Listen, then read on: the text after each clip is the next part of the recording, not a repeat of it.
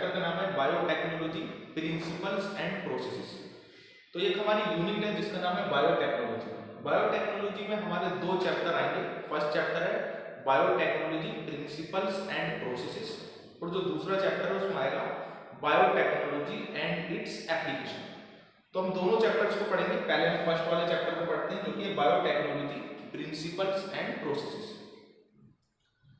तो biotechnology principle and processes, ये जो पहला वाला चैप्टर है इसमें हम पढ़ेंगे कि बायोटेक्नोलॉजी क्या होती है और उसमें हम क्या क्या चीजें कर सकते हैं, हम उसमें कैसे उसमें काम करते हैं, कैसे कैसे हम जेनेटिकली मॉडिफाइड ऑर्गेनिज्म बनाते हैं, उसके बारे में हम इस चैप्टर में पढ़ेंगे। जो अगला वाला चैप्टर है इसी यूनिट का जिसका नाम है बायोटेक्नोलॉजी एंड इट्स एप्लीकेशन, उसमें हम पढ़ेंगे कि बायोटेक्नोलॉजी हम कहाँ कहाँ पर यूज कर सकते हैं। जैसे अलग अलग दवाइयाँ बनाने में कैसे यूज कर सकते हैं उसका, अलग अलग तरह के ट्रीटमेंट में हम उसका कैसे यूज कर सकते हैं, ह्यूमन वेलफेयर के लिए बायोटेक्नोलॉजी को हम कैसे यूज कर सकते हैं, एग्रीकल्चर में बायोटेक्नोलॉजी का क्या यूज है, उन सब चीजों को हम बायोटेक्नोलॉजी एंड इट्स एप्लीकेशन वाले चैप्टर में पढ़ेंगे जो कि नेक्स्ट चैप्टर है इससे। अभी हम पढ़ेंगे बायोटेक्नोलॉजी प्रिंसिपल एंड प्रोसेसेस कि बायोटेक्नोलॉजी के प्रिंसिपल्स क्या हैं, हम कैसे काम करते हैं और बायोटेक्नोलॉजी है क्या चीज। तो बायोटेक्नोलॉजी क्या होती है कि बायोटेक्नोलॉजी में सबसे पहला क्वेश्चन आता है कि व्हाट इज बायोटेक्नोलॉजी, कि बायोटेक्नोलॉजी है क्या। तो question is what is biotechnology, कि बायोटेक्नोलॉजी क्या है। बायोटेक्नोलॉजी को अगर मैं सिंपल लैंग्वेज में बोलूं, इसकी दो डेफिनेशन है, एक तो हमारी ट्रेडिशनल डेफिनेशन है, एक मॉडर्न डेफिनेशन है। जो इसकी ट्रेडिशनल डेफिनेशन है उसमें था कि हम लिविंग ऑर्गेनिज्म का यूज करें, लिविंग ऑर्गेनिज्म का या लिविंग ऑर्गेनिज्म से जो एंजाइम्स मिल रहे हैं, जो प्रोडक्ट्स मिल रहे हैं, उनका यूज करें अपने फायदे के लिए, वो बायोटेक्नोलॉजी के अंदर आएगा। जैसे हम बैक्टीरिया का यूज कर रहे हैं, जैसे दूध से दही बना रहे हैं, तो दूध में हम बैक्टीरिया डाल रहे हैं तभी तो उससे दही बना है। लैक्टोबैसिलस बैक्टीरिया है, वो दूध को दही में कन्वर्ट करने का काम करता है। तो वहां पर हम बैक्टीरिया का यूज कर रहे हैं दही बनाने के लिए, दूध को। तो हम ऑर्गेनिज्म को यूज कर रहे हैं, जिंदा ऑर्गेनिज्म को यूज कर रहे हैं हम दही बनाने के लिए, अपने फायदे के लिए, तो वो भी बायोटेक्नोलॉजी के अंदर आएगा। या फिर किसी लिविंग चीज से जो कोई एंजाइम मिल रहा है उस चीज को हम अपने फायदे के लिए यूज कर रहे हैं। तो कोई भी लिविंग ऑर्गेनिज्म को अगर हम यूज कर रहे हैं अपने फायदे के लिए, वो चीज बायोटेक्नोलॉजी के अंदर आएगी। तो बायोटेक्नोलॉजी की अगर डेफिनेशन बोलूं, ये ऐसी टेक्निक है, एक ब्रांच है बायोलॉजी की जिसमें हम लिविंग ऑर्गेनिज्म का यूज करते हैं या फिर लिविंग ऑर्गेनिज्म से जो एंजाइम मिल रहे हैं उनका यूज करते हैं, लिविंग ऑर्गेनिज्म से जो प्रोडक्ट मिल रहे हैं उनका यूज करते हैं ह्यूमन वेलफेयर के लिए। तो इसमें यूज करते हैं लिविंग ऑर्गेनिज्म को या फिर उनके एंजाइम्स को, उनसे जो प्रोडक्ट मिल रहे हैं उनको यूज करते हैं, और उन सबको हम किस लिए यूज कर रहे हैं कि ह्यूमंस के लिए वो यूजफुल है। एग्जांपल के लिए अगर हम दूध को दही में कन्वर्ट कर रहे हैं तो वहां पर भी बायोटेक्नोलॉजी लग रही है, क्योंकि दूध को दही में कन्वर्ट करने के लिए वहां पर लैक्टोबैसिलस हमारा बैक्टीरिया लग रहा है। तो बैक्टीरिया क्या है, लिविंग ऑर्गेनिज्म है, हम एक लिविंग ऑर्गेनिज्म को अपने फायदे के लिए यूज कर रहे हैं, तो हमारा आ गया बायोटेक्नोलॉजी के अंदर आ गया। ये तो एक हमारी ट्रेडिशनल डेफिनेशन है इसकी बायोटेक्नोलॉजी। तो बायोटेक्नोलॉजी क्या है कि लिविंग ऑर्गेनिज्म या फिर लिविंग ऑर्गेनिज्म से जो जो हमारे प्रोडक्ट मिलते हैं या फिर लिविंग ऑर्गेनिज्म से जो हमें एंजाइम्स मिल रहे हैं उनको हम यूज कर रहे हैं अपने ह्यूमन वेलफेयर। एक मॉडर्न डेफिनेशन क्या है कि अब जो हमने लिविंग ऑर्गेनिज्म है ना उन्हें और स्पेसिफिक कर दिया है, उनको हमने जेनेटिकली मॉडिफाइड ऑर्गेनिज्म बना दिया। क्या बना दिया है? GMO, genetically modified organism. ऐसे मानो कि अगर हम भैंस का यूज कर रहे हैं, उससे दूध निकाल रहे हैं उससे, तो भी हमारी बायोटेक्नोलॉजी के अंदर आ रहा है, क्योंकि हम भैंस को यूज कर रहे हैं, उससे दूध निकाल रहे हैं, लिविंग ऑर्गेनिज्म का यूज कर रहे हैं, फायदे के लिए यूज कर रहे हैं, उससे जो हमें प्रोडक्ट मिल रहा है उसका यूज कर रहे हैं अपने फायदे के लिए, वो बायोटेक्नोलॉजी के अंदर आ रहा है। लेकिन ये तो हमारा पुराना तरीका था। जो प्रीवियस वाली जो डेफिनेशन थी बायोटेक्नोलॉजी की, जो हमारी ट्रेडिशनल डेफिनेशन है वो ये है कि बायोटेक्नोलॉजी में लिविंग ऑर्गेनिज्म या फिर उनसे प्रोडक्ट जो मिल रहे हैं उसका यूज करें हम ह्यूमन वेलफेयर के लिए, अच्छाई के लिए।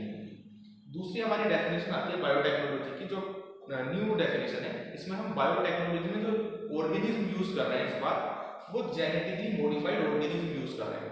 जेनेटिकली मॉडिफाइड ऑर्गेनिज्म क्या होते हैं? देखो इमेजिन करो कि एक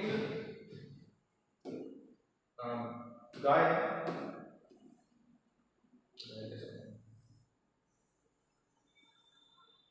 ठीक है, मान लो ये हमारी दूध दे रही है, ठीक है, और इसे हम दूध को पी रहे हैं तो बायोटेक्नोलॉजी का यूज हो रहा है, लिविंग ऑर्गेनिज्म का यूज कर रहे हैं, उससे प्रोडक्ट ले रहे हैं, उसे अपने लिए यूज कर रहे हैं। लेकिन ये तो हो गया हमारा ट्रेडिशनल तरीका। अगर मैं इस गाय को थोड़ा और अच्छा बनाऊँ, इसको जेनेटिकली मॉडिफाइड ऑर्गेनिज्म बनाऊँ, इस काऊ को हमने कैसी काऊ बना दी, जेनेटिकली मॉडिफाइड ऑर्गेनिज्म बन गई, तब जेनेटिकली मॉडिफाई कर दिया हमने इसके अंदर मैंने कुछ इसके जेनेटिक्स के साथ इसके अंदर छेड़खानी की, इसके डीएनए के अंदर कुछ छेड़खानी की, और ऐसी छेड़खानी की कि ये दूध को ना बहुत अच्छे से बनाया। जो पहली वाली गाय थी वो दूध मान लो ऐसे 5 लीटर बना दी, लेकिन मैंने उसके अंदर जेनेटिकली कुछ ऐसा उसके अंदर करा कि अब जो मेरी जो गाय जो दूध बना रही है वो ज़्यादा दूध बना रही है, उसके अंदर प्रोटीन भी ज़्यादा है, फैट भी ज़्यादा है, बहुत अच्छा जा रहा है। और ऐसा कैसे कर पाया मैं कि उसके डीएनए के अंदर मैंने कुछ चेंजेस करे, उसके डीएनए के अंदर दूसरा डीएनए ला के डाला, कुछ भी करा मैंने, लेकिन उसका डीएनए थोड़ा चेंज कर दिया, अल्टर्ड कर दिया उसका डीएनए, थोड़ा काट के उसका डीएनए सही जेनेटिकली मॉडिफाइड ऑर्गेनिज्म बना दिया। तो ये वाला जो जेनेटिकली मॉडिफाइड ऑर्गेनिज्म है, ये वाली हमारी जो काऊ है जेनेटिकली मॉडिफाइड वाली काऊ, ये वाली नॉर्मल वाली काऊ है। तो नॉर्मल वाली काऊ से भी हम दूध ले रहे हैं, पी रहे हैं, वो बायोटेक्नोलॉजी के अंदर आ गया। वो तो हमारा पहले हम ऐसा यूज करते थे, लेकिन अब अगर हमें कोई अगर स्पेसिफिक चीज चाहिए तो उसको हम जेनेटिकली मॉडिफाइड ऑर्गेनिज्म बना देते हैं, उसी चीज के लिए उसे स्पेसिफिक कर देते हैं। जैसे यहाँ से इस गाय से हमें दूध मिल रहा था, तो यहाँ पर हम जेनेटिकली मॉडिफाइड ऑर्गेनिज्म बना दिया, वो ऑर्गेनिज्म दूध के लिए स्पेसिफिक है कि दूध बहुत अच्छा देगा, तो हम इससे तो दूध लेंगे। वो इससे 5 लीटर मिल रहा था, तो इससे हमें लगभग 10 लीटर मिल रहा है, ऐसे एकदम रेंज बढ़ गई। तो ट्रेडिशनल जो डेफिनेशन है बायोटेक्नोलॉजी की, वो तो ये है कि लिविंग ऑर्गेनिज्म, उनके प्रोडक्ट, उनके हमारे एंजाइम्स का यूज करो ह्यूमन वेलफेयर के लिए। दूसरी डेफिनेशन जो है मॉडर्न डेफिनेशन, मॉडर्न डेफिनेशन होती है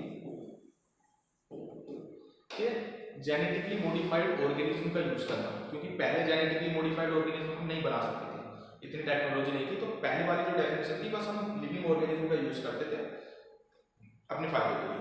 यहाँ पर अब हमने मॉडर्न डेफिनेशन में क्या किया, जेनेटिकली मॉडिफाइड ऑर्गेनिज्म बनाए। अब हम जेनेटिकली मॉडिफाइड ऑर्गेनिज्म का यूज करते हैं अपने हमारे ह्यूमन वेलफेयर के लिए। तो हम इसमें करते हैं use of genetically modified organism.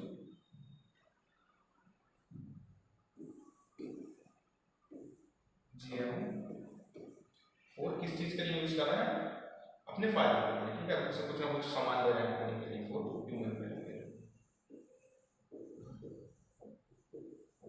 ठीक है, ह्यूमन वेलफेयर के लिए उसका यूज कर रहे हैं। तो ट्रेडिशनल डेफिनेशन है जिसमें हम बस बायोटेक्नोलॉजी में क्या है कि एनिमल्स का यूज कर रहे हैं, उससे हम लिविंग ऑर्गेनिज्म का किसी का भी यूज कर रहे हैं, उससे जो भी प्रोडक्ट हमारा मिल रहा है उसे यूज कर रहे हैं। दूसरी डेफिनेशन जो मॉडर्न डेफिनेशन है, जिसमें हम जेनेटिकली मॉडिफाइड ऑर्गेनिज्म का यूज कर रहे हैं, उनसे हम प्रोडक्ट ले रहे हैं। तो हमने अब क्या करा है, मॉडर्न डे में हमने क्या कर दिया कि हर एनिमल को स्पेसिफिक बना दिया। जैसे जो स्पाइडर है, वो स्पाइडर हमारा जाला निकालती है, हमें जाले की जरूरत है, उसकी जो स्पाइडर वेब है उसकी हमें जरूरत है। एक तो हम ये तरीका है कि नॉर्मल हम स्पाइडर पकड़े उनसे सबसे जाले निकालते हैं, तो वो इतने अच्छे से जाले नहीं निकाल पाएंगे।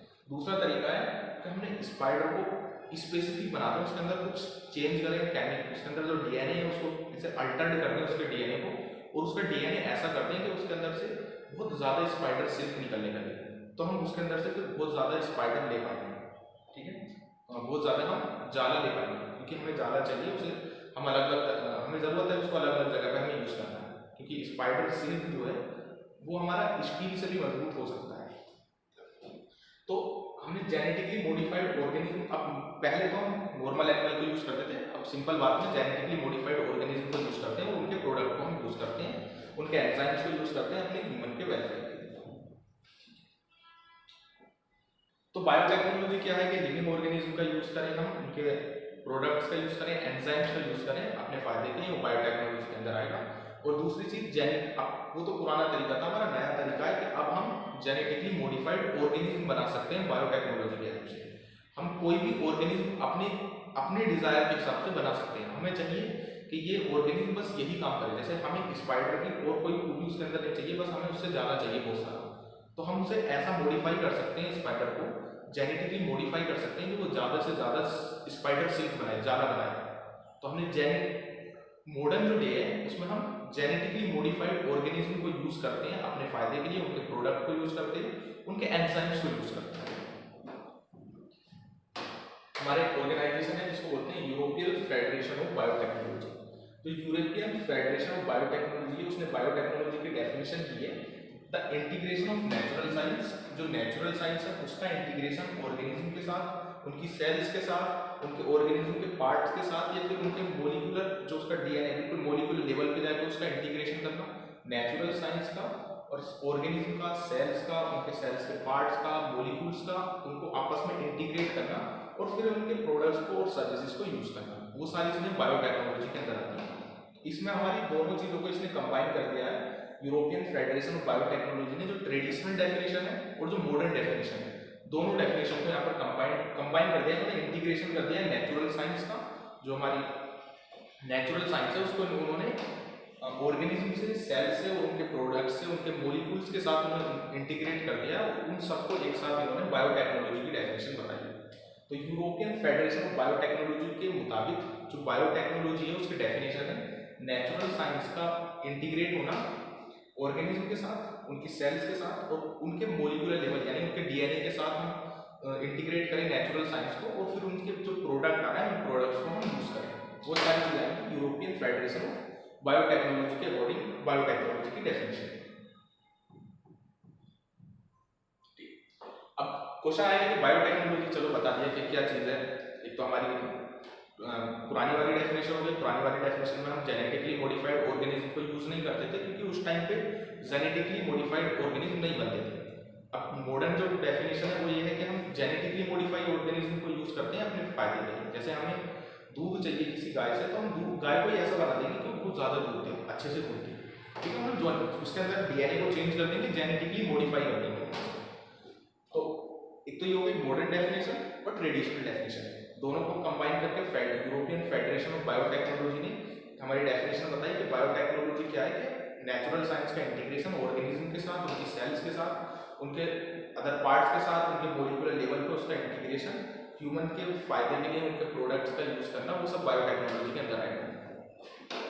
बायोटेक्नोलॉजी किस किस चीज से हमारी डील करती है, जैसे हम कर्ड बना रहे हैं, दूध से हम दही बना रहे हैं, ठीक है, जिसमें माइक्रोब्स का यूज कर रहे हैं, बैक्टीरिया वगैरह का यूज कर रहे हैं, ठीक है, ब्रेड बना रहे हैं तो हम उसमें यीस्ट का यूज कर रहे हैं, वाइन बना रहे हैं उसमें यीस्ट का यूज कर रहे हैं, है ना, फंगी जो है यीस्ट, ठीक है, कर्ड बना रहे हैं तो बैक्टीरिया का यूज कर रहे हैं, तो यहाँ पर हम लिविंग ऑर्गेनिज्म का यूज कर रहे हैं अपने फायदे के लिए, तो ये क्या है, ये भी बायोटेक्नोलॉजी के अंदर आता है।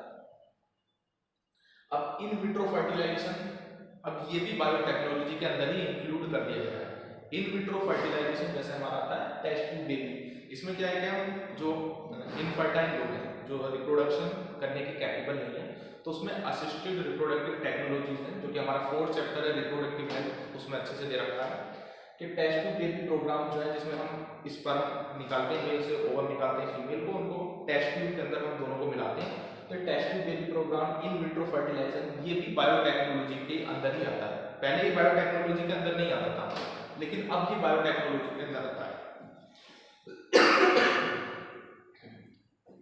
देखो, अगर किसी में जीन को बनाना है, जीन का मतलब है कि स्पेशल डीएनए को बनाना है, उस डीएनए से पर्टिकुलर चीज को बनाना है। देखो होता क्या है, अगर हमें कोई प्रोटीन चाहिए तो ये प्रोटीन हमें कैसे मिलेगी कि डीएनए होगा पहले किसी सेल के अंदर, इस डीएनए से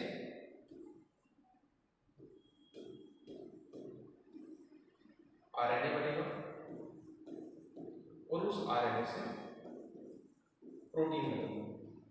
तो ये पार्ट डीएनए का जो कि आरएनए बना रहा है, उस पार्ट को बोलते हैं जीन।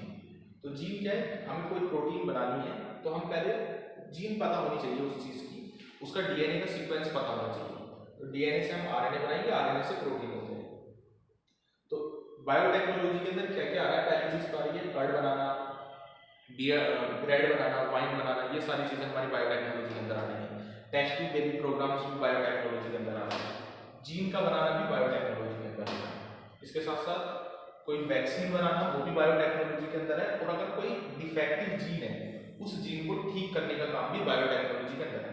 जीन पता है ना क्या, जीन क्या है, पर्टिकुलर डीएनए है, डीएनए को जीन बोलते हैं, डीएनए का सीक्वेंस है, ये डीएनए का सीक्वेंस है, ये सीक्वेंस कोई ना कोई आरएनए बना रहा है, वो आरएनए का आगे जाकर प्रोटीन बनाएगा, तो उस डीएनए के सीक्वेंस को हम एक जीन बोलते हैं, ठीक है। अगर कोई बॉडी के अंदर कोई डिफेक्टिव जीन है, जैसे हमारी बॉडी के अंदर एक कोई प्रोटीन नहीं बन रही, तो उस प्रोटीन की डिफेक्टिव जीन हमारी बॉडी के अंदर हो सकती है, तो उसको ठीक करने का जो काम है वो भी बायोटेक्नोलॉजी के अंदर आता है। तो माइक्रोब्स का यूज करना, लिविंग ऑर्गेनिज्म का यूज करना अपने फायदे के लिए, वो तो बायोटेक्नोलॉजी के अंदर आएगा ही। इसके साथ साथ इन विट्रो फर्टिलाइजेशन वो बायोटेक्नोलॉजी के अंदर आता है, जिसमें असिस्टेड रिप्रोडक्टिव टेक्नोलॉजीज हैं, जैसे टेस्ट ट्यूब बेबी प्रोग्राम्स, ये सारी चीजें हमारी बायोटेक्नोलॉजी के अंदर आएंगी। इसके साथ साथ किसी जीन का बनाना, एक स्पेशल डीएनए का बनाना, उस डीएनए से हम आगे जाके प्रोटीन बनाएंगे, तो उस डीएनए के सीक्वेंस को बनाने को भी हम जीन के इसके अंदर ही रखते हैं, बायोटेक्नोलॉजी के अंदर रखते हैं। इसके साथ साथ डीएनए वैक्सीन बनाना, वो भी बायोटेक्नोलॉजी के अंदर आता है। और हमारा कोई अगर डिफेक्टिव जीन है तो उस जीन को ठीक करने का काम भी हमारा बायोटेक्नोलॉजी के अंदर आता है। ठीक है, अगर बॉडी के अंदर कोई जीन डिफेक्टिव हो जाएगी ना, तो उस जीन से जो प्रोटीन बन रही थी वो प्रोटीन बॉडी के अंदर नहीं बनेगी, तो बॉडी के अंदर प्रोटीन नहीं बनेगी तो हमें बीमारी हो जाएगी। जैसे मान सकते हैं हमारी बॉडी की अगर इंसुलिन वाली जो जीन है, जो लीवर हमारी पैनक्रियाज है, पैनक्रियाज के अंदर हमारी इंसुलिन बनाने वाली जो जीन है वो अगर डिफेक्टेड हो गई, तो इंसुलिन वाली अगर जीन डिफेक्टेड हो गई तो हमारी जो पैनक्रियाज है वो इंसुलिन नहीं बनाएगी और हमारी बॉडी के अंदर इंसुलिन की कमी हो जाएगी और हमें स्टार्टिंग से डायबिटीज रहेगी। जो डायबिटीज मेलाइटस है वो स्टार्टिंग से ही रहेगी। तो कहने का मतलब ये है कि अगर कोई डिफेक्टिव जीन है तो उसको ठीक करने का काम भी बायोटेक्नोलॉजी का करेगी। प्रिंसिपल्स क्या है बायोटेक्नोलॉजी के, तो हम बायोटेक्नोलॉजी के सिद्धांत क्या है, कैसे उसको यूज करते हैं। तो बायोटेक्नोलॉजी में हम दो मेन चीजें होती हैं, तो होती है जेनेटिक इंजीनियरिंग और एक होती है दूसरी बायोप्रोसेसेस इंजीनियरिंग। जेनेटिक इंजीनियरिंग क्या है, जिसमें हम एक टेक्निक है जिसमें डीएनए को या आरएनए को हम जेनेटिक मटेरियल को कट करते हैं और उसको अल्टर कर सकते हैं। किसी भी डीएनए को हम चेंज कर सकते हैं। एक हमने डीएनए है, इसका एक पीस यहाँ से कट करा, इसकी जगह पर हमने दूसरा पीस लगा दिया, ये हमारा डीएनए है। इस डीएनए में इतना पीस हमने किसी दूसरे डीएनए का लगा दिया, ठीक है।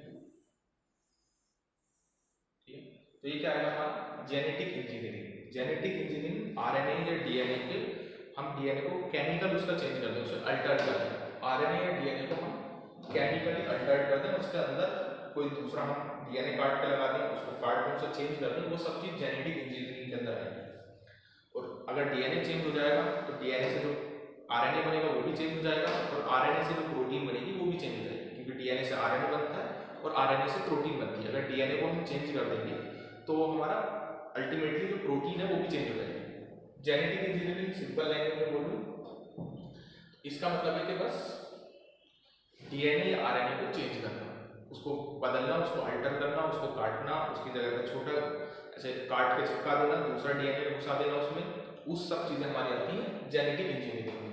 दूसरी आती है बायोप्रोसेसेस इंजीनियरिंग। बायोप्रोसेसेस इंजीनियरिंग का मतलब है कि जब हम कोई ऑर्गेनिज्म को जेनेटिकली मॉडिफाइड ऑर्गेनिज्म बनाते हैं तो उस ऑर्गेनिज्म को हमें ग्रो कराना पड़ता है।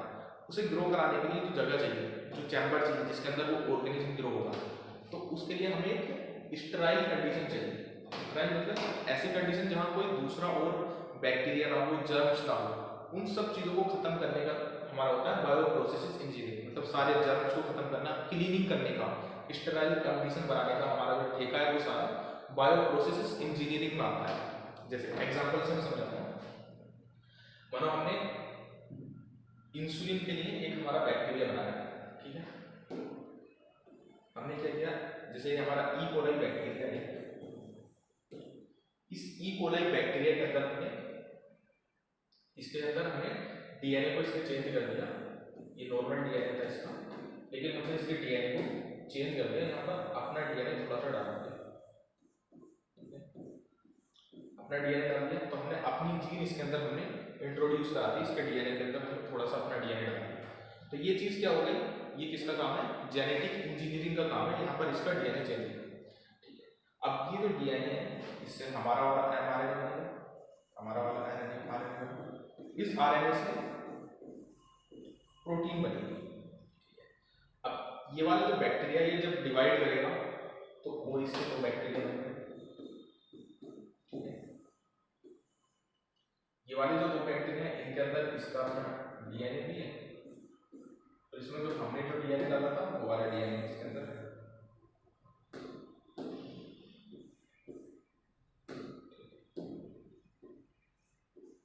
और ये भी हमारी वाली प्रोटीन को बना रहे हैं जो प्रोटीन हमें चाहिए। अब इन सारे बैक्टीरिया को ग्रो कराने के लिए हमें जगह की जरूरत है, एक वेसल्स की जरूरत है ना, एक डिब्बे की जरूरत है जिसके अंदर हम सबको ग्रो कराएं। और वो डिब्बा कैसा होना चाहिए, बहुत ज़्यादा साफ सुथरा होना चाहिए। उसके अंदर कोई भी हमारा दूसरे से कोई ऐसा बैक्टीरिया ना हो जो इनसे अलग कोई बैक्टीरिया, उसे पूरा साफ करना पड़ेगा डिब्बे को। इस पूरे डिब्बे को साफ करना, जिसके अंदर जितने भी सारे दूसरे बैक्टीरिया हैं, दूसरे माइक्रोब्स हैं, उनको मारना। इससे पहले गर्म करके धोंगे इसको, फिर इसे सैनिटाइज करेंगे इसे अच्छे से, पूरा साफ रखेंगे। फिर इन बैक्टीरिया को इस वाले डिब्बे के अंदर ग्रो कराएंगे और इन्हें अच्छा खाना पीना देंगे कि अच्छे से ग्रो कर पाएंगे। और फिर इनसे जो प्रोटीन मिलेगी उन प्रोटीन को हम लेंगे और उन्हें बाजार में बेचेंगे। तो इस जो क्लीनिंगनेस का काम है, स्टेराइल कंडीशन बनाने का जो काम है, जर्म स्किल करने का काम है, यानी कोई दूसरा माइक्रोब इस डिब्बे के अंदर ग्रो ना कर जाए, उसको हटा देंगे। फिर हम अपने वाला जो बैक्टीरिया है इसको इस डिब्बे के अंदर डाल के ग्रो कराते हैं। तो वो सारा काम होता है हमारा bio process engineering. Bio process engineering हमारा स्टेराइल कंडीशन को मेंटेन करके रखते हैं। एक इसको बायो प्रोसेस इंजीनियरिंग को केमिकल इंजीनियरिंग भी बोलते हैं। केमिकल इंजीनियरिंग इसमें बस हमारा जो जिसको हम चाहते हैं डिजायर्ड माइक्रोब, जिस हम माइक्रोब्स को चाहते हैं वही माइक्रोब उस डिब्बे के अंदर ग्रो हो, या फिर जिस चीज़ को, जिस सेल्स को हम उस डिब्बे के अंदर ग्रो कराना चाह रहे हैं वही चीज़ उसके अंदर ग्रो हो, कोई फालतू की चीज़ ग्रो ना हो। तो पहले डिब्बे को अच्छे से साफ करना पड़ेगा, पूरे को साफ करके फिर अपने वाले माइक्रोब उसके अंदर डाल देंगे, या फिर जिस भी चीज़ को हमें ग्रो कराना है उसको उसके अंदर डाल देंगे और उससे डाल के फिर उससे प्रोटीन लेंगे। उस प्रोटीन को हम अलग अलग जगह पर बेचेंगे। तो इस प्रोटीन से जैसे एंटीबायोटिक बन सकती है, वैक्सीन बन सकती है, एंजाइम्स बन सकते हैं। तो क्लीनिंगनेस वाला जो काम है एक टाइप से, जो जर्म्स को किल करने का, डिब्बे को साफ रखने का, कि दूसरे माइक्रोब उसके अंदर ग्रो ना हो जाए, बस हमारा वाला बैक्टीरिया ही उसके अंदर ग्रो, वो सारा काम होता है बायो प्रोसेस इंजीनियरिंग।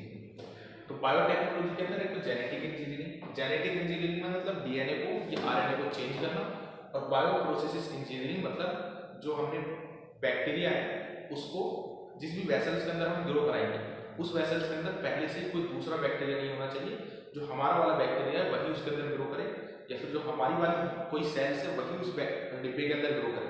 तो उसको सारा सफाई वफाई का जिम्मेदारी है वो है बायो प्रोसेस इंजीनियरिंग का।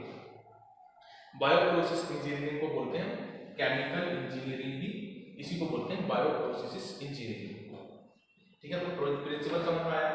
कोर टेक्निक क्या है, जेनेटिक इंजीनियरिंग, डीएनए को या आरएनए को चेंज करना, और बायो प्रोसेस इंजीनियरिंग चेंज करके जो हमारा जेनेटिकली मॉडिफाइड ऑर्गेनिज्म बना है उस ऑर्गेनिज्म को जिस भी जगह पर हम रखेंगे उस जगह को साफ सुथरा रखने का, वहां पर कोई और दूसरी चीज ग्रो ना करे, वो सारा काम बायो प्रोसेस इंजीनियरिंग का।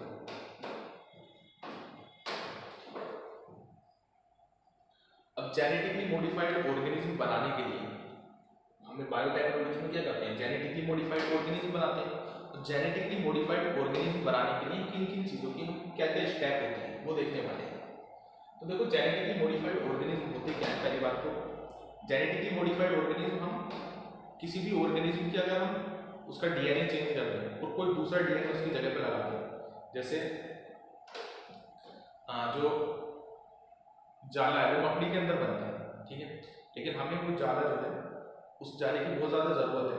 तो हम क्या करेंगे, जो मकड़ी के अंदर वो जाला बन रहा है उसके अंदर से वो जीन निकालेंगे, उस जीन को किसी दूसरे ऑर्गेनिज्म के अंदर डाल देंगे। जैसे हमने बकरी के अंदर डाल दिया, मकड़ी के अंदर से वो जीन निकाली, वो डीएनए निकाला मकड़ी के अंदर से, स्पाइडर के अंदर से हमने इसके डीएनए का छोटा सा पार्ट कट करके निकाला। पूरे डीएनए की हमें जरूरत नहीं है, उतने पार्ट की जरूरत है जिस पार्ट से डीएनए के इसकी जाला बनता है, हमने उतना पार्ट इसका कट करके निकाल दिया, इतना पार्ट हमने बाहर निकाल दिया। अब ये वाला जो डीएनए है ये हमने इस बकरी के डीएनए के साथ मिक्स कर दिया। ये बकरी का डीएनए था हमारा, इस डीएनए के साथ यहाँ पर काट के बीच में लगा दिया। ये वाला डीएनए किसका है, स्पाइडर का डीएनए, ठीक है।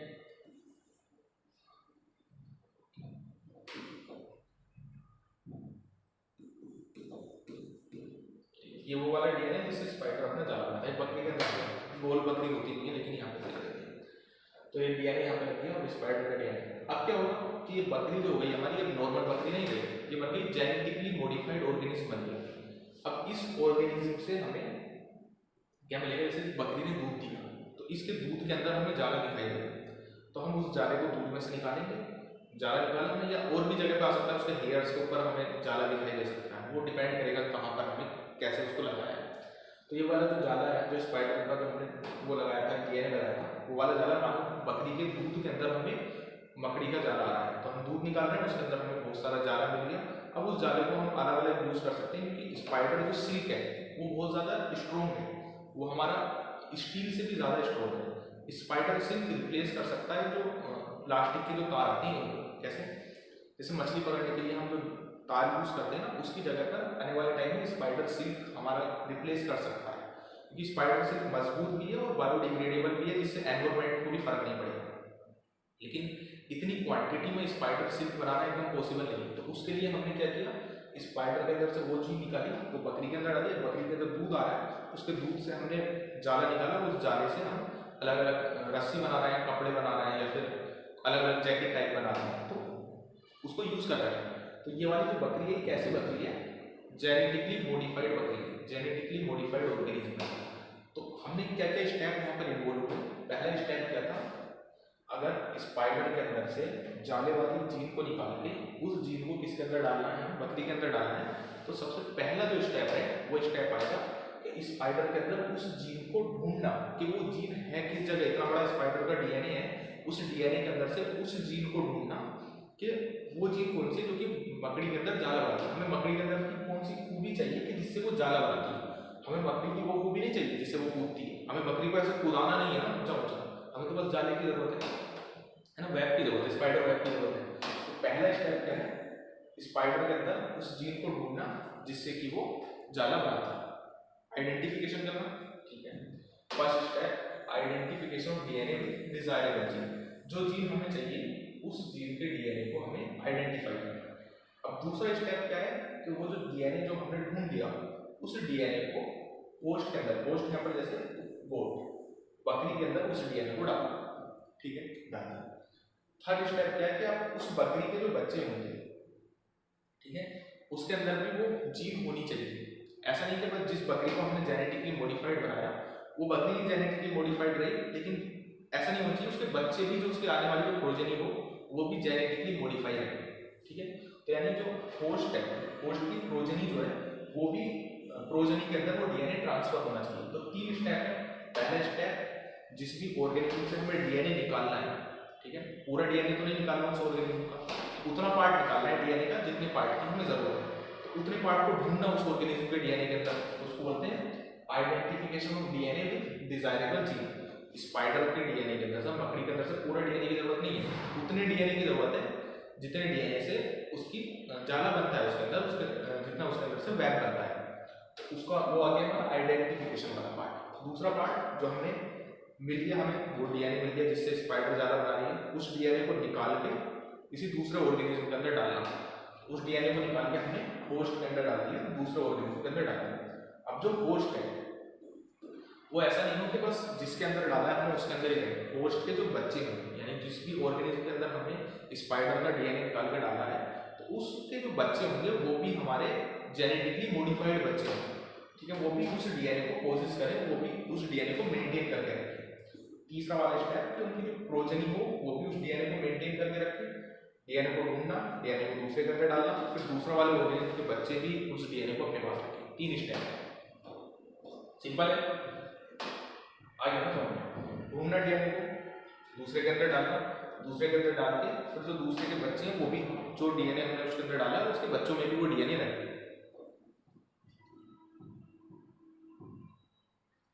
पहला स्टेप आता है हमारा identification of DNA with desirable gene, वो डीएनए ढूंढना जिसको हमें दूसरे ऑर्गेनिज्म के अंदर डालना है। मकड़ी के अंदर से वो डीएनए निकालना है, वो जीन निकालनी है जिससे वो जाला बनाती है। तो इतने बड़े मकड़ी के डीएनए में से बस उस डीएनए को ढूंढने वाला काम जो है वो है हमारा आइडेंटिफिकेशन वाला काम। जो अनडिजायरेबल जीन है उसकी तो हमें जरूरत नहीं है। ठीक है, जो डिजायरेबल जीन है बस उसकी जरूरत है। देखो पहले क्या होता है, ट्रेडिशनल हाइब्रिडाइजेशन मेथड होता है। पहले हम क्या करते थे, तो ट्रेडिशनल जो हमारा तरीका था, पहले हमारा ट्रेडिशनल हाइब्रिडाइजेशन तरीका था, उसमें हम पहले इतने एडवांस नहीं थे कि बायोटेक्नोलॉजी को हम जान पाए कि कैसे डीएनए को निकाल कर दूसरे ऑर्गेनिज्म के अंदर डालेंगे। हम पहले आपस में क्रॉस करा के ब्रीड बनाते थे। जैसे एक ब्रीड है हमारी गाय में, जो कि खूब मोटी ताजी है, बीमार नहीं पड़ती, ठीक है। दूसरी वाली गाय है हमारी जो कि एकदम पतली दुबली है, बीमार पड़ जाती है जल्दी, पर दूध बहुत अच्छा देती है। इसकी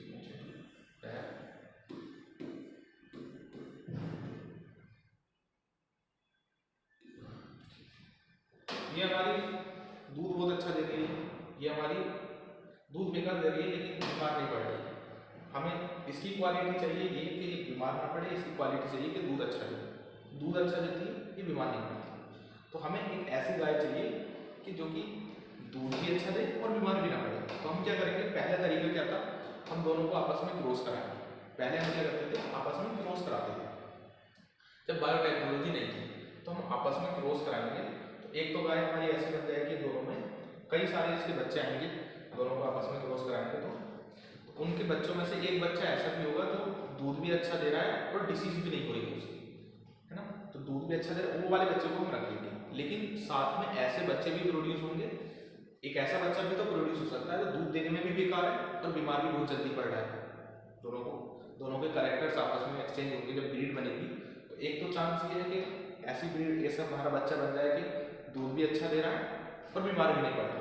लेकिन ये भी तो पॉसिबिलिटी है कि ऐसा भी बन जाए जो ना तो दूध अच्छा दे रहा है और बीमार भी बहुत जल्दी पड़ रहा है, ये भी पॉसिबिलिटी है।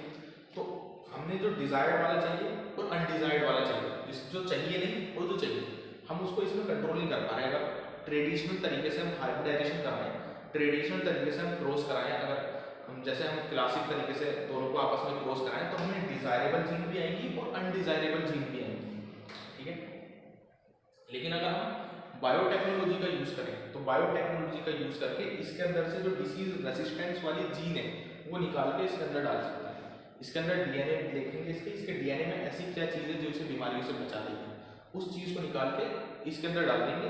तो हम क्या कर रहे हैं, यहाँ पर हम डिजायर्ड जीन को ले रहे हैं। यहाँ पर बायोटेक्नोलॉजी में बेकार वाली चीज़ नहीं बनेगी, बस अच्छी चीज़ बनेगी।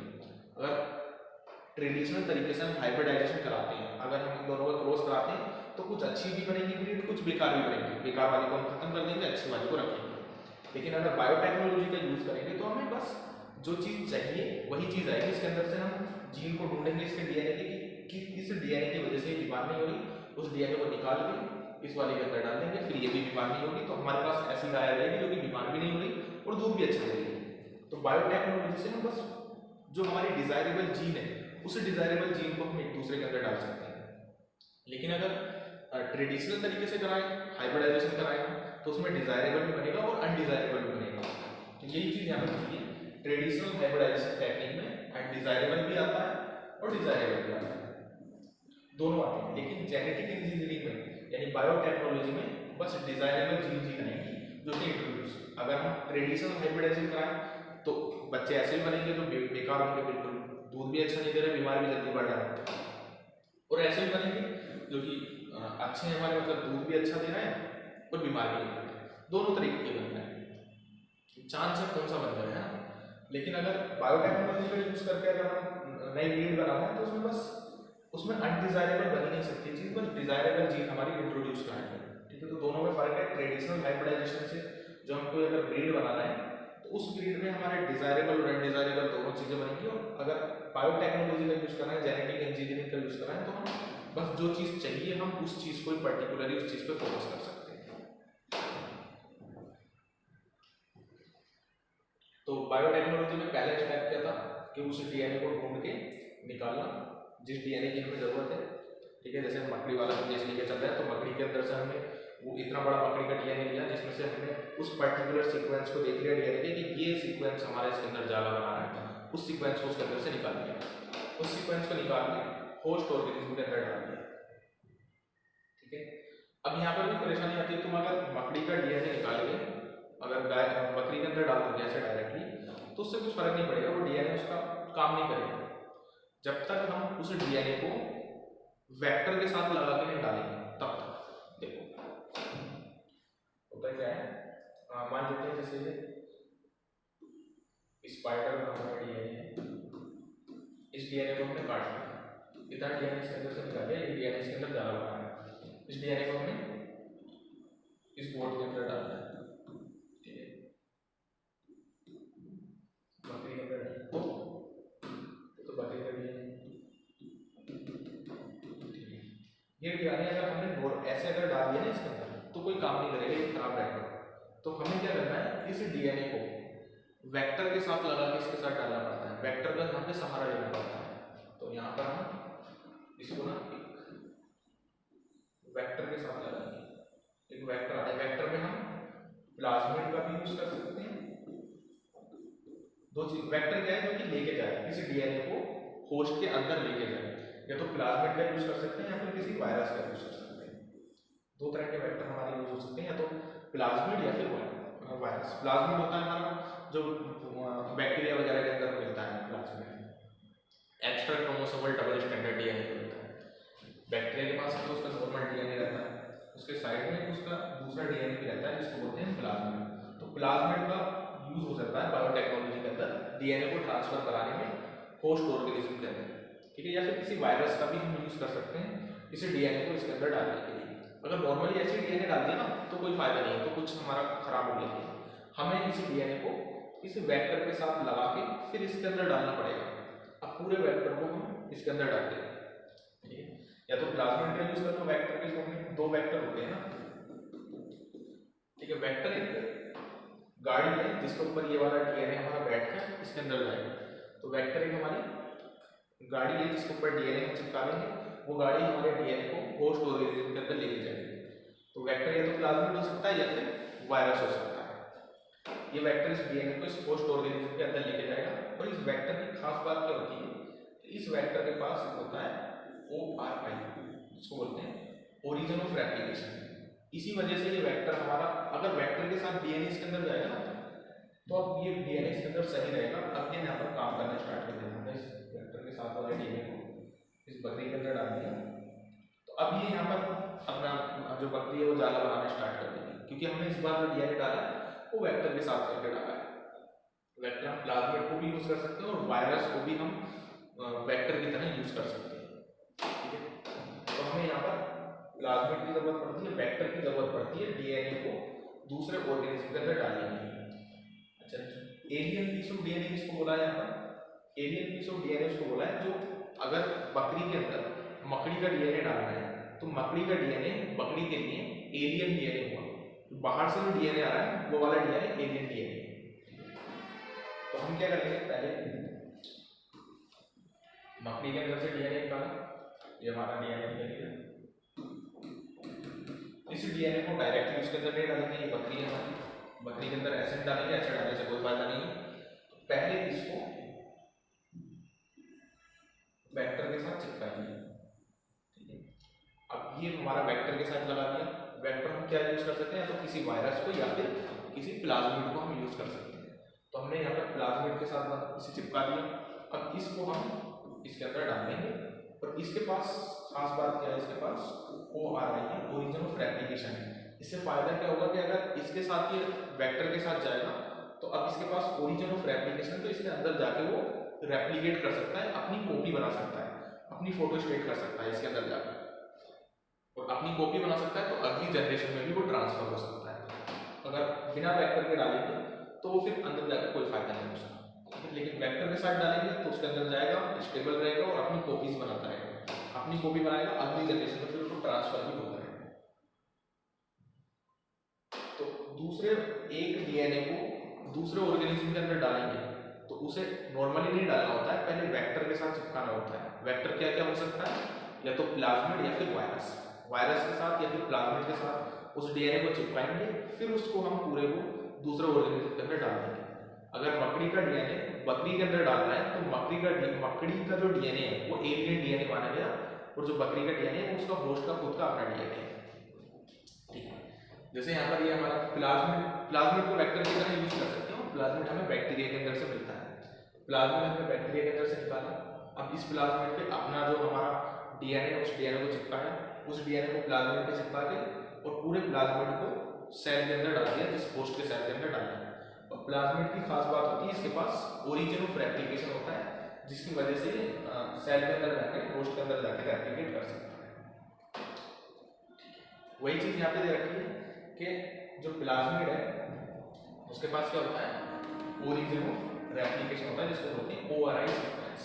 इसकी वजह से जो हमने एलियन डीएनए डाला है, एलियन डीएनए रेप्लिकेट हो जाता है होस्ट में जाकर और वो अगली जनरेशन में ट्रांसफर होता है। तो 3 स्टेप थे ना हमारे, पहले तो डीएनए को आइडेंटिफाई करना, आइडेंटिफाई करके उसको निकालना, निकाल के दूसरे ऑर्गेनिज्म के अंदर डालना, दूसरे ऑर्गेनिज्म के अंदर डाल के फिर दूसरा ऑर्गेनिज्म मेंटेन करके रखे अपने अंदर, अगली जनरेशन के अंदर डाले। पहला स्टेप जिस डीएनए को दूसरे के अंदर डाला आइडेंटिफाई करना, आइडेंटिफाई कर लेंगे, ठीक है। स्पाइडर के अंदर से हमें वो वाला डीएनए चाहिए स्पाइडर का जो कि जाला बनाता है, उस डीएनए को हमने आइडेंटिफाई कर लिया, ठीक है। कर लिया, पहला स्टेप है आइडेंटिफिकेशन ऑफ डिजायरेबल जीन, ठीक है। डिजायरेबल जीन को हमने आइडेंटिफाई कर लिया, उस जीन को दूसरे ऑर्गेनिज्म के अंदर डाल दिया, यानी उस डीएनए को दूसरे ऑर्गेनिज्म के अंदर डाल दिया। क्या हम ऐसे डीएनए को डाल देंगे दूसरे ऑर्गेनिज्म के अंदर? नहीं, पहले उस डीएनए को किसी वेक्टर के साथ चिपकाना पड़ेगा, फिर वेक्टर को उस ऑर्गेनिज्म के अंदर डालेंगे। समझ में आ रहा है? ऐसे नहीं डाल सकते, पहले उस डीएनए को वेक्टर के साथ चिपकाएंगे, फिर उसको उस दूसरे ऑर्गेनिज्म के अंदर डालेंगे, ठीक है। इंट्रोड्यूस डिजायरेबल जीन, होस्ट के अंदर हमने उस जीन को डाल दिया। तीसरा स्टेप कि जो होस्ट के अंदर हमने जीन डाली, ये होस्ट है हमारा, बकरी है, इसके अंदर हमने डीएनए डाल दिया, वेक्टर डाला, इस वेक्टर पे ये हमारा डीएनए चिपक रहा है, जो हमारा वाला डीएनए, तो ये वेक्टर का अपना डीएनए, इस वेक्टर के पास अपना ऐसा सीक्वेंस है जिसको बोलते हैं ओरिजिन ऑफ रेप्लिकेशन। इस सीक्वेंस की वजह से ये वेक्टर इस अपनी यहाँ पर कॉपीज बना सकता है, इससे एक दूसरा वेक्टर बन जाएगा, तीसरा बन जाएगा, कई सारे हमारे ऐसे कॉपीज बन जाएंगे, इसकी फोटो स्टेट हो जाएंगी। फोटो स्टेट होने की वजह से, कॉपीज बनने की वजह से ये एक जनरेशन से दूसरी जनरेशन में ट्रांसफर होना स्टार्ट हो जाएगा। तो यहाँ पर क्या है कि पहले स्टेप डिजायरेबल जीन को आइडेंटिफाई करना, डिजायरेबल जीन को दूसरे के अंदर डालना, दूसरे के अंदर डालते हैं या तो हम वेक्टर से जोड़ के डालते हैं, वेक्टर में या तो प्लाज्मिड का यूज करते हैं या फिर किसी वायरस का यूज करते हैं। अब जिस होस्ट ऑर्गेनिज्म के अंदर हमने डीएनए को डाला है, उस होस्ट ऑर्गेनिज्म के जो बच्चे आए हैं उसके अंदर भी वो डीएनए मेंटेन करेंगे। तो वही स्टेप ये है, maintenance of introduced DNA to host, transfer of the DNA to progenitor. जो डीएनए हमने होस्ट के अंदर डाला है, उस होस्ट के जो बच्चे हुए उसके अंदर भी हमारा वाला डीएनए चलता है। ऐसा नहीं हो कि बस हमने एक ऑर्गेनिज्म के अंदर डीएनए डाला अपना और उसके जो बच्चे हैं उसके अंदर हमारा डीएनए पहुंचा ही नहीं, बस उसी ऑर्गेनिज्म से लिमिटेड रहेगा। हमने जो बकरी अपनी जेनेटिकली मॉडिफाइड बकरी बनाई है, उस बकरी के बच्चे नॉर्मल हो रहे हैं, वो तो स्पाइडर सिल्क नहीं दे रहे, बस वही बकरी स्पाइडर सिल्क दे रही है जिसको हमने जेनेटिकली मॉडिफाइड बनाया है। ऐसा नहीं होना चाहिए। होना क्या चाहिए कि अगर हमने इस जेनेटिकली मॉडिफाइड ऑर्गेनिज्म बना दिया तो उसके जो बच्चे हों वो भी जेनेटिकली मॉडिफाइड हो, ठीक है। ऐसा कब होगा? जब हम जो प्लाज्मिड यूज करेंगे, जो हम क्या बोलते हैं वेक्टर यूज करेंगे, वो वेक्टर के पास हमारी ओरिजिन ऑफ रेप्लिकेशन होगी। तो वेक्टर के बारे में अभी हम डिटेल में पढ़ेंगे आगे जाके, क्या क्या खूबियाँ होनी चाहिए वेक्टर की। तो उसमें पहली बड़ी खूबी वेक्टर की है कि उसके पास ओरिजिन ऑफ रेप्लिकेशन को होनी चाहिए। देखो अब आती है DNA recombinant technology. DNA recombinant technology क्या है कि जो नया डीएनए बनाने की जो टेक्नोलॉजी है, ये एक डीएनए ना, नॉर्मल डीएनए, इस डीएनए को हमने कट किया और इसमें बीच में अपना डीएनए यहाँ पर लगा दिया। इसके डीएनए कोई ऑर्गेनिज्म जिसके अंदर हमने बीच में अपना ग्रीन वाले डीएनए आके घुसा दिया, ठीक है। तो ये अब डीएनए कैसा हो गया? इस डीएनए को बोलते हैं रिकॉम्बिनेंट डीएनए हो गया। अब ये नॉर्मल डीएनए नहीं रहा, ये रिकॉम्बिनेंट डीएनए हो गया। और ऐसा रिकॉम्बिनेंट डीएनए बनाने की जो टेक्नोलॉजी है उसे डीएनए रिकॉम्बिनेंट टेक्नोलॉजी बोलते हैं। जैसे यहाँ पर है the process of joining and inserting a foreign piece of DNA into host organism। तो foreign piece of DNA host organism के अंदर डाला, जैसे मकड़ी का जो DNA है वो हमने बकरी के अंदर डाल दिया, तो उस प्रोसेस को, मकड़ी का DNA बकरी के अंदर डालने की जो प्रोसेस है उस प्रोसेस को बोलते हैं रिकॉम्बिनेंट डीएनए टेक्नोलॉजी। तो अब जो बकरी है उसके पास नया जेनेटिक मटेरियल आ गया, नया जेनेटिक कॉम्बिनेशन उसके अंदर बन गया। तो बकरी का खुद का डीएनए और जो हमने बकरी का डाला है उसके अंदर वो वाला डीएनए, दोनों को मिलाकर एक उसके अंदर न्यू जेनेटिक कॉम्बिनेशन आ गया, उसको बोलते हैं रिकॉम्बिनेंट डीएनए टेक्नोलॉजी।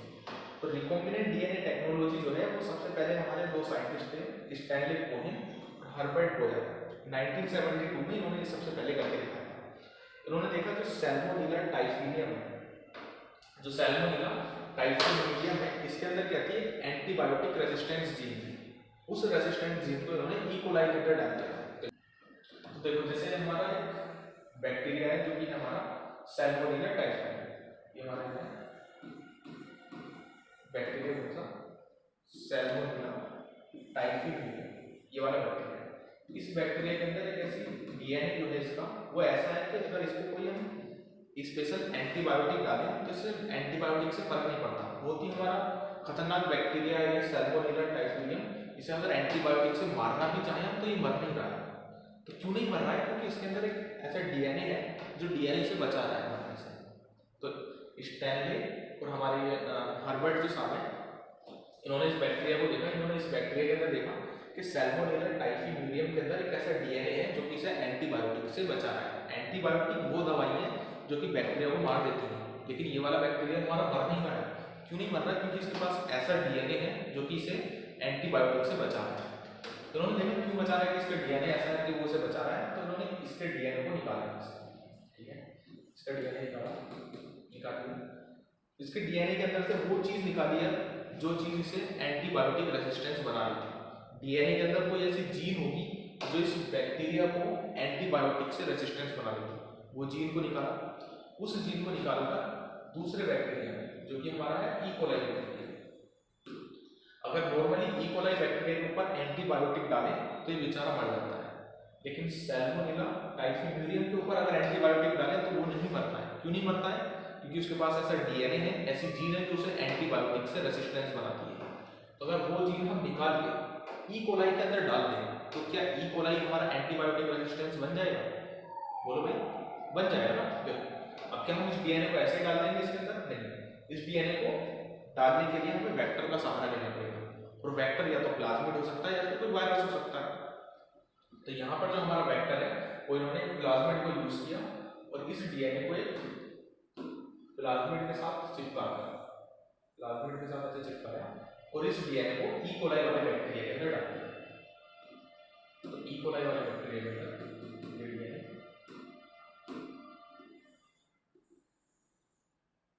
अब ये ई कोलाई वाला जो बैक्टीरिया है वैसे तो ये एंटीबायोटिक से मर जाता था, लेकिन अब ये एंटीबायोटिक से नहीं मरेगा। अब ये एंटीबायोटिक रेजिस्टेंस बन गया क्योंकि इसके पास वो डीएनए आ चुका है, वो जीन आ चुकी है जो कि एंटीबायोटिक से रेजिस्टेंस बनाती है। और ऐसा करके दिखाया था इन्होंने स्टैनली कोहेन और हर्बर्ट बोयर ने। तो सबसे पहले जो हमारा रिकॉम्बिनेंट इन्होंने बना के दिखाया, ये कैसा डीएनए हो गया, अब ये रिकॉम्बिनेंट डीएनए हो गया। तो रिकॉम्बिनेंट डीएनए टेक्नोलॉजी का सबसे पहले इन्होंने यूज करके दिखाया वो स्टैनली कोहेन और हर्बर्ट बोयर ने करके दिखाया। उन्होंने सैल्मोनेला टाइफिनियम के अंदर से वो जीन निकाली जो कि उसे एंटीबायोटिक से रेजिस्टेंस बना रही थी। उस जीन को निकाल के प्लाज्मिड के साथ जोड़ा और उस दूसरे वाला जो बैक्टीरिया ई कोलाई बैक्टीरिया जो कि बेचारा अगर एंटीबायोटिक डाले तो मर जाता है नॉर्मली, लेकिन जब हमने उसके अंदर वो वाली जीन डाल दी जो एंटीबायोटिक से रेजिस्टेंस बनाती है तो अब ये नहीं मरता है। ठीक है, क्योंकि अब ये एंटीबायोटिक रेजिस्टेंस बन चुका है। तो आज की क्लास हम यहीं पर फिनिश करते हैं। होपफुली आपको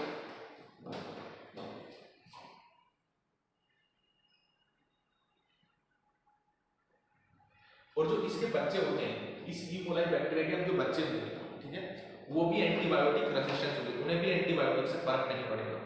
ठीक है, अगर नॉर्मल ई कोलाई होता तो वो तो मर जाता है एंटीबायोटिक से, लेकिन हमने इसको जेनेटिकली मॉडिफाइड ऑर्गेनिज्म बना दिया जिसके अंदर हमने ऐसा डीएनए डाल दिया जो कि इसे बचा रहा है एंटीबायोटिक से। अब इसके बच्चों के अंदर भी वो डीएनए रहेगा जो कि इन्हें बचाता रहेगा। तो स्टूडेंट्स आज की क्लास यहीं फिनिश करते हैं, मिलते हैं नेक्स्ट क्लास।